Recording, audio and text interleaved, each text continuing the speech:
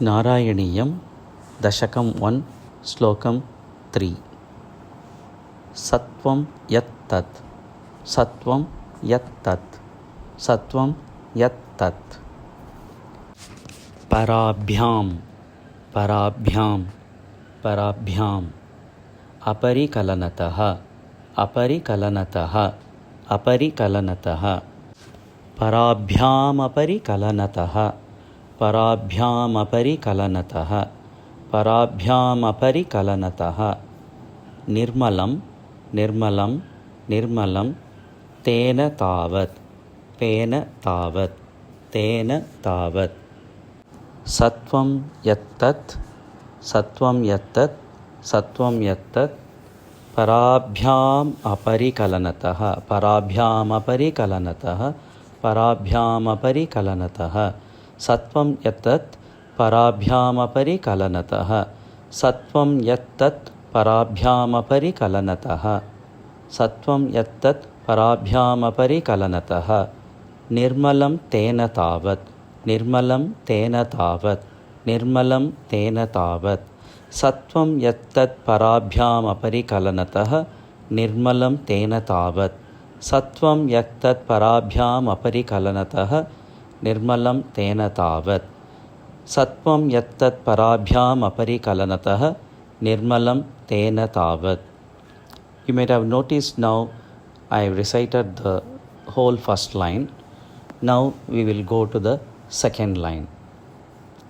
Bhutaihi Bhutaihi Bhutaihi Bhutendriyaihi Bhutendriyaihi Bhutendriyaihi Te Vapuhu Te Vapuhu Te Vapuhu Iti Bahushaha Iti Bahushaha Iti Bahushaha. If you note down in this, there are these words Bhutaihi Bhutendriyaihi Te Vapuhu Iti Bahushaha. So it is split into 4 portions. Now when we join this Bhutaihi Bhutendriyaihi, it goes like this. Bhutaihi Bhutendriyaihi Bhutair Bhutendriyaihi Bhutair Bhutendriyaihi Bhutair Bhutendriyaihi.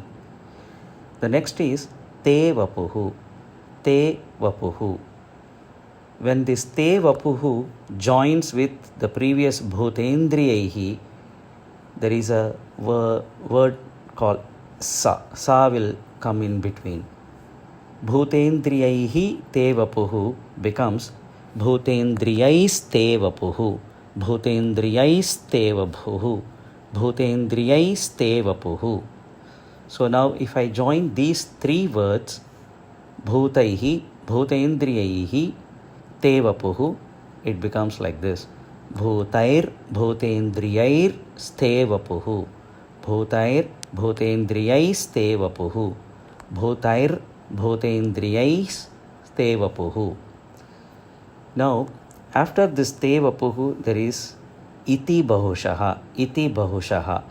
This Iti Bahushaha, when it joins with this Vapuhu, it becomes Vapuriti Bahushaha Vapuriti Bahushaha Vapuriti Bahushaha Te Vapuriti Bahushaha Te Vapuriti Bahushaha Te Vapuriti Bahushaha. So now I'll join all these first portions and recite. I'll repeat it as a word by word, then I will be joining it. Bhutaihi Bhutendriyaihi Te Vapuhu Iti Bahushaha. These are all joined in this way. Bhutair Bhutendriyais Te Vapuriti Bahushaha Bhutair Bhutendriyais Te Vapuriti Bahushaha Bhutair Bhutendriyais Te Vapuriti Bahushaha. Next portion is Shruyate Vyasavakyam Shruyate Vyasavakyam Shruyate Vyasavakyam. Now let me repeat the second line. Bhutair Bhutendriyaiste Vapuriti Bahushaha Shruyate Vyasavakyam. भूतैर्भूतेन्द्रियैस्ते वपुरिति बहुशः श्रूयते व्यासवाक्यम् भूतैर्भूतेन्द्रियैस्ते वपुरिति वपुषः श्रूयते व्यासवाक्यम्. Now I'll be recording the first two lines first separately and then together. Sattvam yatat parabhyamaparikalanatāh nirmalam tena tāvat. Sattvam yatat parabhyamaparikalanatāh nirmalam tena tāvat. Sattvam yatat parabhyamaparikalanatāh nirmalam tena tāvat.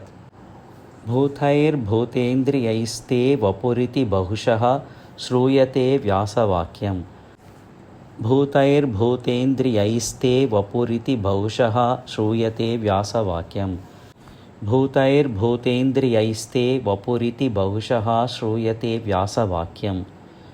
Now the first two lines together. सत्वं यत्तत् पराभ्याम् अपरिकलनतो निर्मलं तेन दावत् भूतैर्भूतेन्द्रियैस्ते वपुरिति बहुशः श्रूयते व्यासवाक्यम्. We can notice the difference. Parabhyam aparikalanato.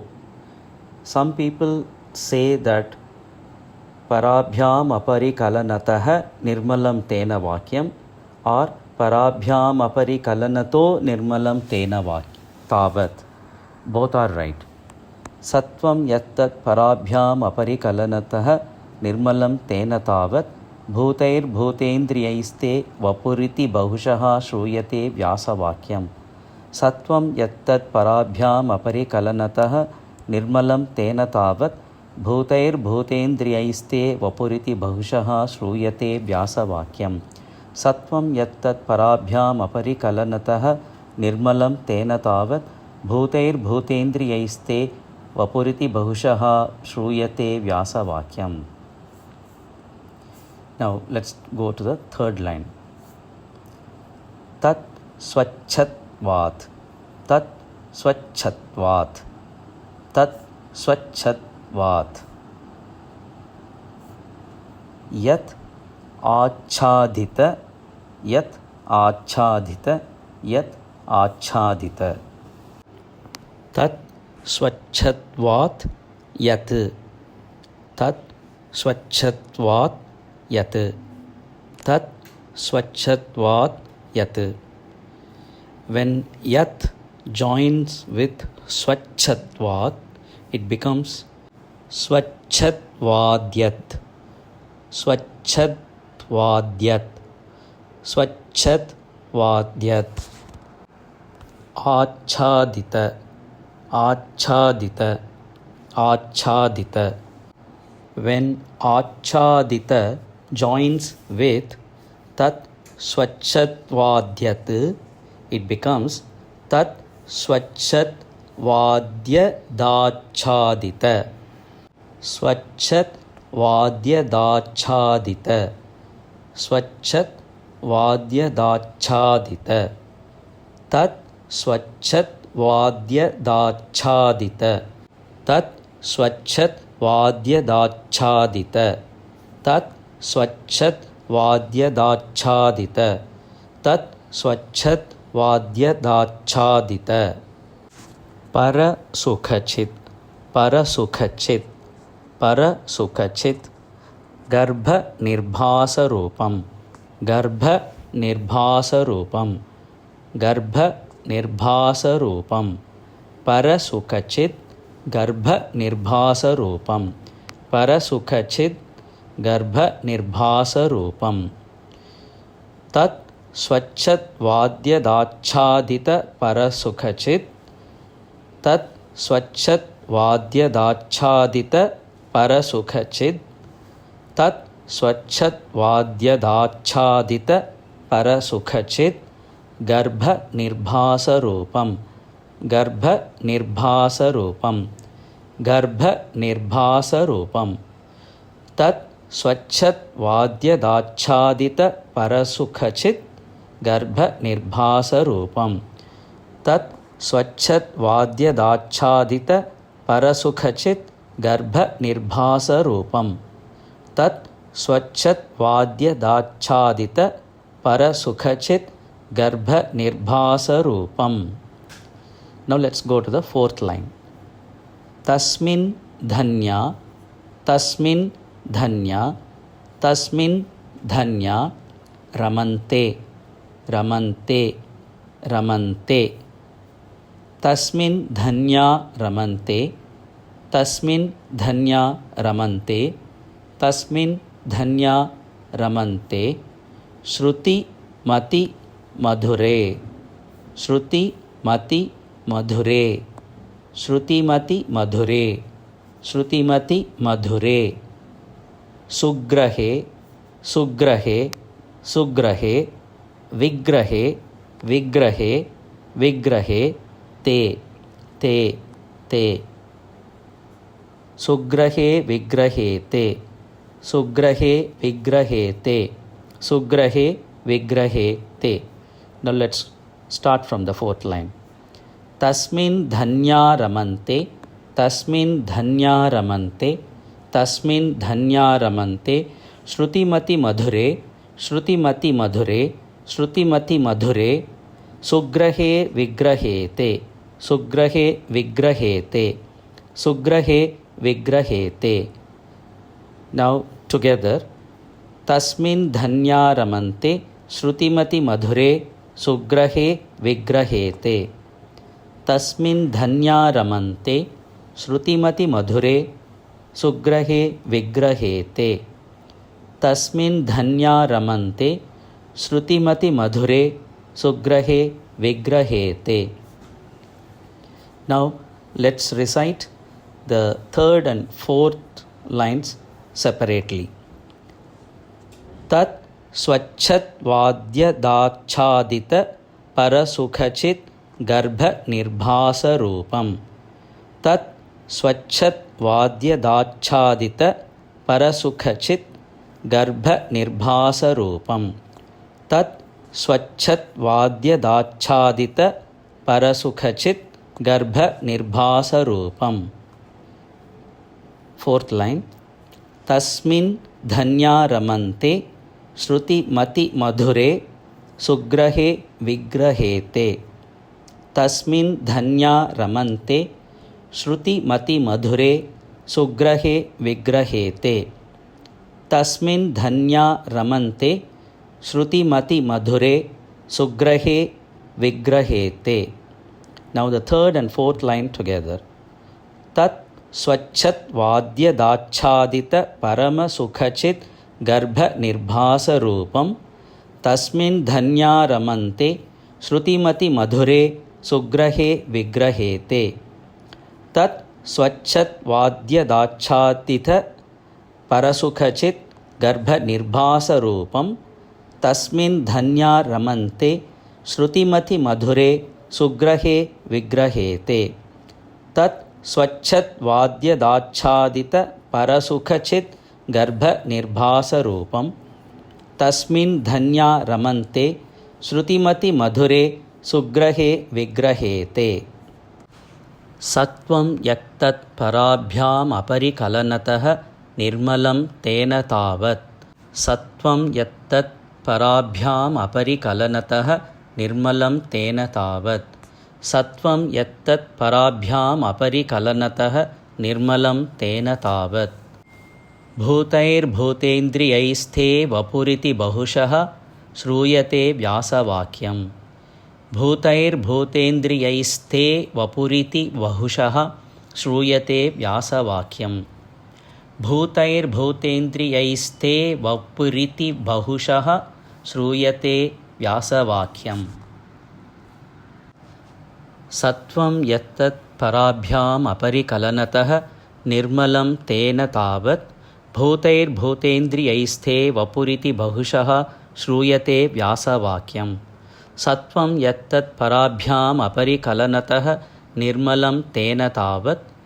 Bhutair bhutendriyaisthe vapuriti bahushah shruyate vyasavakyam. Sattvam yattat parabhyam aparikalanatah nirmalam tena tavat.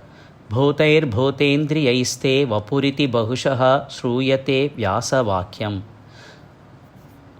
Now third and fourth line. Tat स्वच्छद्वाद्यदाच्छादितपरसुखचिद्गर्भनिर्भासरूपं तत् स्वच्छद्वाद्यदाच्छादितपरसुखचिद्गर्भनिर्भासरूपं तत् स्वच्छद्वाद्यदाच्छादितपरसुखचिद्गर्भनिर्भासरूपं तस्मिन् धन्या रमन्ते श्रुतिमतिमधुरे सुग्रहे विग्रहे ते तस्मिन् धन्या रमन्ते श्रुतिमतिमधुरे सुग्रहे विग्रहे ते तस्मिन् धन्या रमन्ते श्रुतिमतिमधुरे सुग्रहे विग्रहे ते तत् स्वच्छद्वाद्यदाच्छादितपरसुखचिद्गर्भनिर्भासरूपं तस्मिन् धन्या रमन्ते श्रुतिमतिमधुरे सुग्रहे विग्रहे ते तत् स्वच्छद्वाद्यदाच्छादितपरसुखचिद्गर्भनिर्भासरूपं